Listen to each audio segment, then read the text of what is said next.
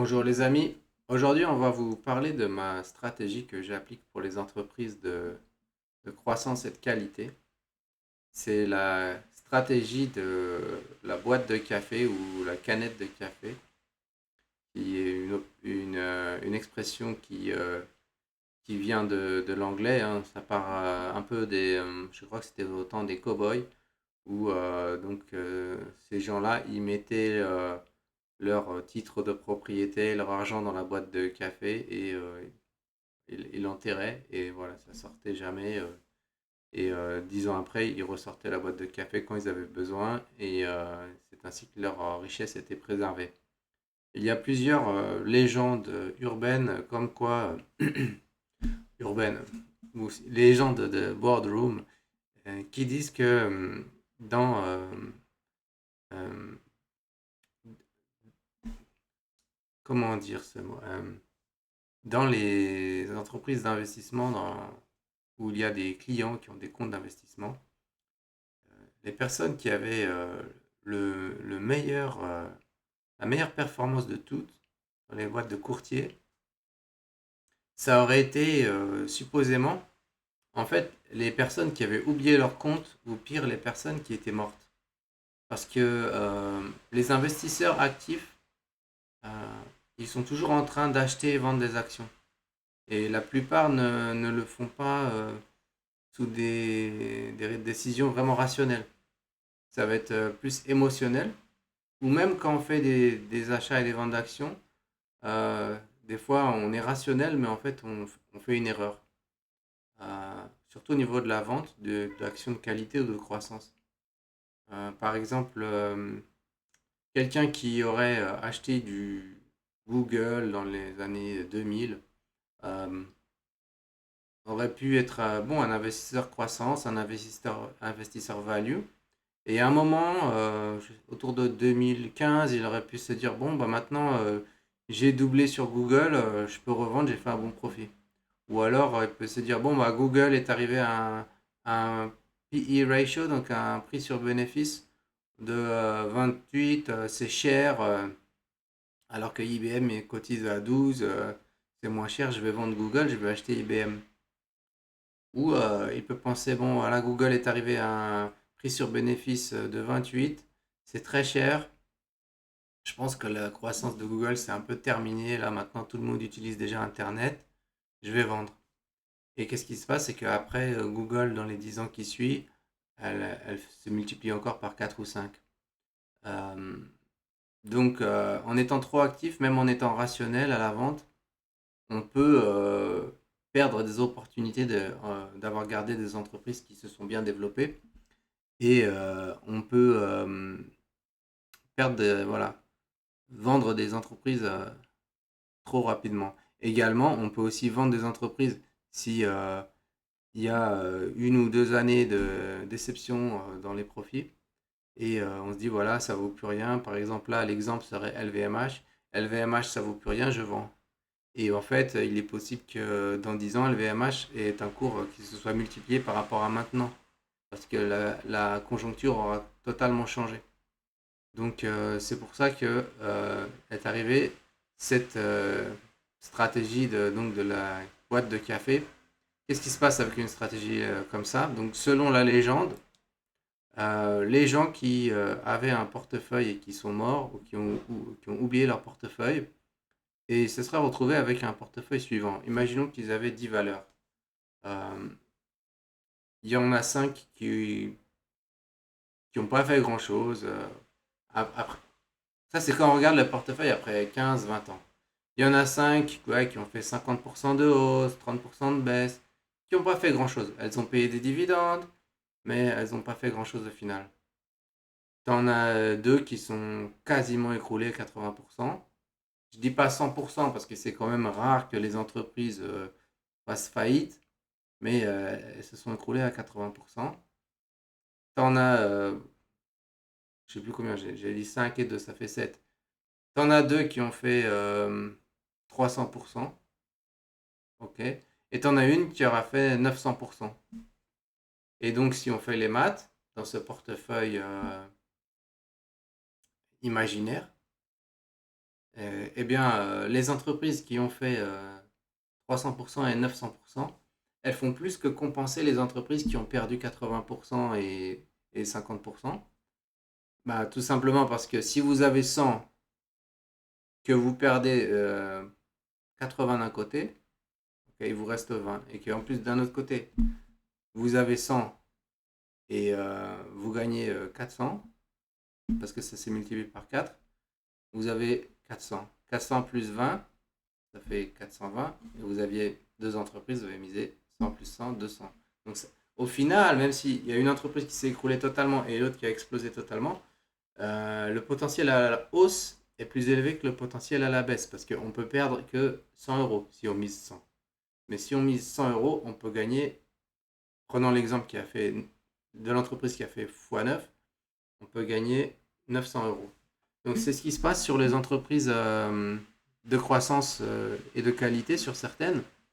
Et ce qui est intéressant, c'est que les entreprises, bien sûr, ce sont des organismes vivants et elles peuvent parfois nous surprendre positivement. Des fois, on n'attend plus rien d'une entreprise.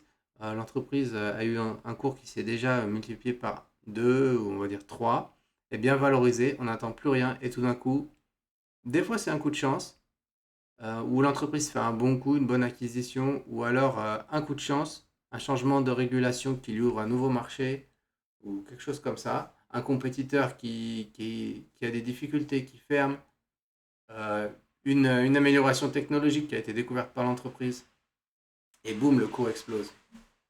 Donc la stratégie de la boîte de café, ça fonctionne bien dans un portefeuille diversifié. Moi, je l'applique. Alors à un moment, je voulais l'appliquer sur toutes mes entreprises.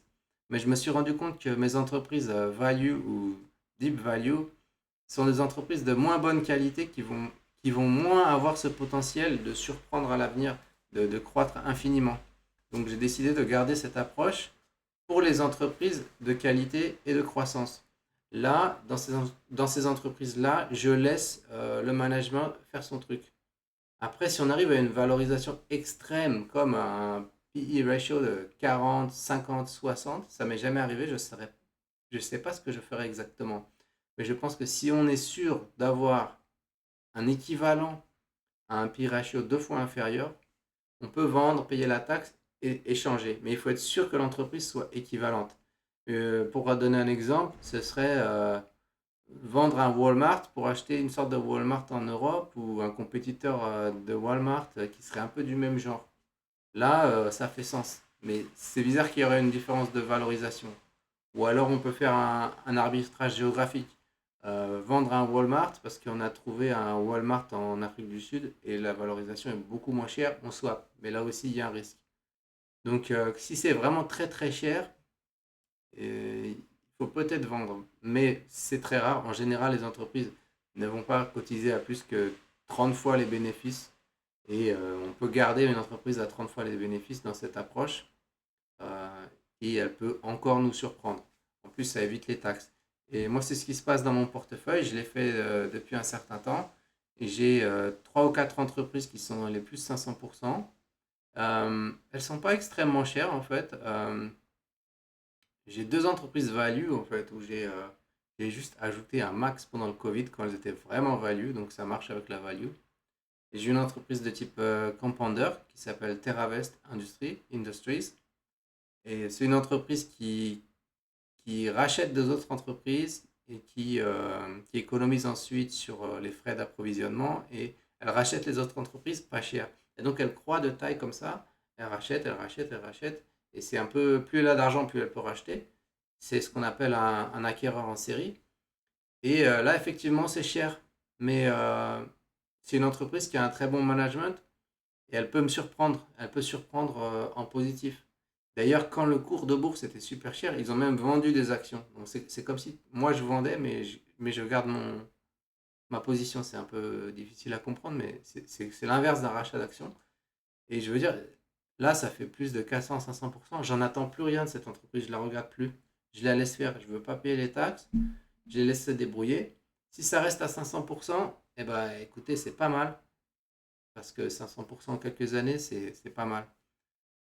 Si ça ne croit plus vraiment, bon, je pense que ça va continuer à croître, mais si le cours de bourse ne croît plus vraiment pendant longtemps, c'est pas grave, parce que j'attends la performance qui va venir du reste du portefeuille.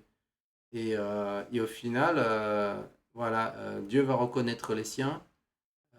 Les bonnes entreprises qui se développent bien, ils portent, littéralement, ils portent le portefeuille vers le haut. Et les erreurs, parce il y a toujours des erreurs, bah, elles vont rester là, elles vont vivoter. Et c'est pas grave, parce que le portefeuille dans l'ensemble va se concentrer vers les entreprises qui fonctionnent bien. Après, sur la value, je fais pas ça. Sur la qualité, je fais ça. Et j'ai même fait un mini portefeuille de type investissement de croissance plus risqué, d'entreprises pas profitables. Alors là, c'est pas du tout dans les choses qui sont à la mode, mais c'est dans les choses à la pointe de la technologie, c'est dans la santé, toutes les entreprises de santé sur la manipulation des gènes et tout ça. Bon, j'y connais rien, je suis pas scientifique, mais j'ai compris le potentiel. J'en ai acheté quelques-unes, des petites positions, et je touche pas. Si ça fait x100, ça fait x100. Si ça fait x0, donc un 0, que je pense pas, parce qu'ils ont de la technologie, ben voilà, je garde. Et donc cette approche, je pense que c'est une très bonne approche. Je pense d'ailleurs que c'est la meilleure approche pour investir, parce que l'être humain, il a trop de biais, il fait trop laisser parler ses sentiments, et même quand on essaie d'utiliser l'esprit rationnel, moi je suis un investisseur value rationnel, pour décider de vendre, ben, on se trompe souvent parce qu'on ne sait pas quelle va être euh, simplement la croissance à l'avenir. Par exemple, Microsoft, bon, bah, on ne pouvait pas savoir il y a 10 ans que le cloud allait exploser en termes de profit. C'était une entreprise qui n'avait pas trop d'avenir il y a 10 ans.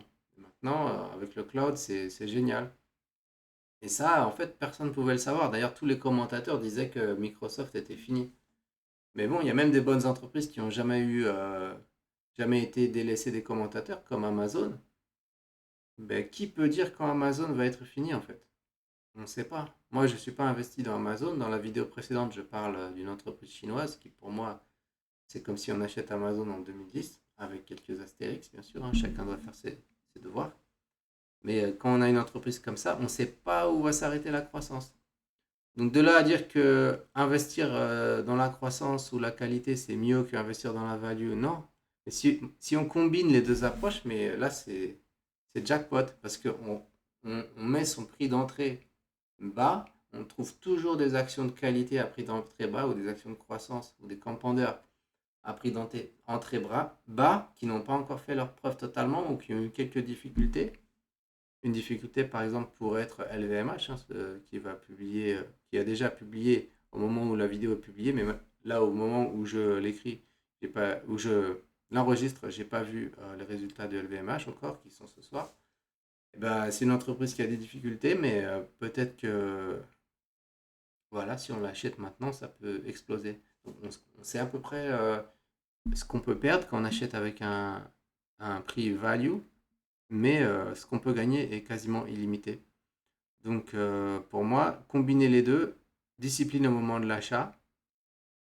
Alors discipline, ça ne veut pas dire seulement PE ratio, on peut être plus intelligent, on peut regarder une entreprise qui n'est pas encore profitable, mais que si on regarde l'évolution des ventes, on sait qu'à un moment, ça va passer la limite de profitabilité et ça va devenir positif. Oui, ça on peut faire.